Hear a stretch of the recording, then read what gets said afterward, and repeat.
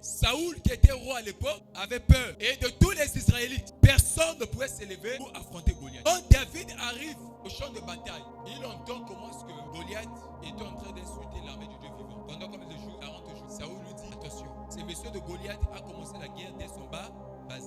Tu ne pourras pas l'affronter. David dit, moi, je le mettrai à terre. Je remporterai la bataille. Je serai victorieux. Non pas par ma force, mais avec le nom de l'Éternel. Saoul dit, tu ne pourras rien.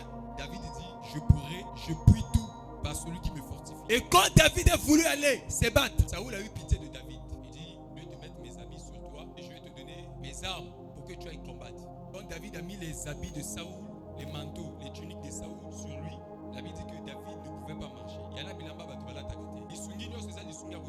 toutes les aides ne sont pas des aides à accepter. Quand David a essayé de marcher, il ne pouvait pas. Il dit non, je ne suis pas habitué avec tes amis. Il a enlevé. Il prit en main son bâton, choisi dans le torrent 5 pierres polies. Le bâton, c'est le signe de l'alliance. Moïse avait séparé la mer Rouge par le bâton.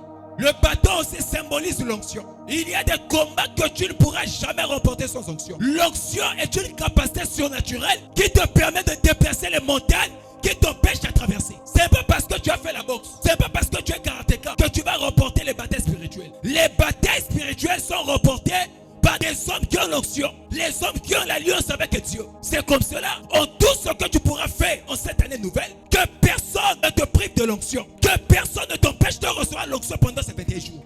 J'aime l'onction parce que là où ton intelligence ne peut pas te donner accès, l'onction te donne accès. Là où ton intelligence ne peut pas te donner la chaise dans la cour des grands, l'onction t'impose. Et pendant que je suis en train de parler, que cette onction qui est présente dans cette salle t'impose dans ta génération.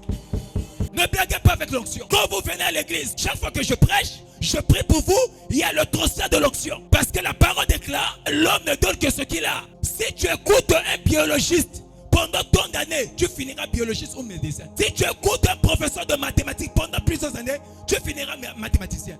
Si tu écoutes un sorcier pendant plusieurs années, tu termineras sorcier. Maintenant, si tu écoutes un homme onctionné, tu termineras comment? Il a pris le bâton. Le bâton, c'est l'alliance. Le bâton, c'est l'onction. Je suis très heureux parce que dans cette église, il y a un bâton. Parce que dans cette église, il y a une alliance. Lorsque tout semble ne pas marcher et qu'un homme se lève ses genoux à terre, le ciel écoute. Et le ciel lui obéit. Là où la prière échoue, l'alliance n'échoue pas. Parce que l'alliance est très sacrée. Dans l'alliance, il y a des paroles. Dans l'alliance, il y a des serments. Il a pris le bâton et il a fait quoi? Il a choisi 5 pierres pour remporter les batailles. Tu dois être sélectif. Après cette retraite, tu ne devras plus marcher avec tout le monde. La robustesse dans le christianisme, c'est le choix. Tu dois être capable de choisir même tes amis.